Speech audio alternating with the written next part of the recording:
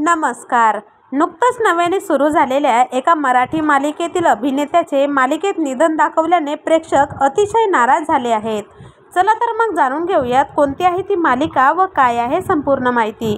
पण तत्पूर्वी वायन मराठी न्यूज या चॅनलला अजून तरी सबस्क्राईब केलं नसेल तर नक्की सबस्क्राईब करा, जेणेकरून मनोरंजन विश्वातील असेच नवनवीन अपडेट तुम्हाला सगळ्यात आधी बघायला मिळतील.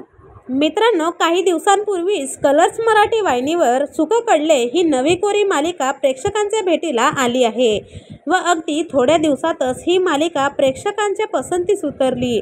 मात्र मालिकेत सर्व काही सुरळीत चालत असतानाच या मालिकेत स्पृहा जोशी यांचा पती माधव यांचे मृत्यू दाखवण्यात आले असून त्यांच्या फोटोला हार घातलेली आहे.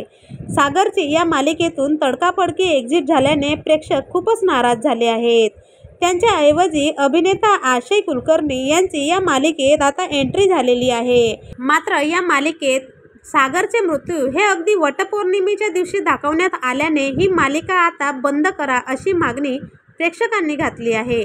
तर तुम्ही ही मालिका बघताय का? कमेंट्समध्ये नक्की कळवा.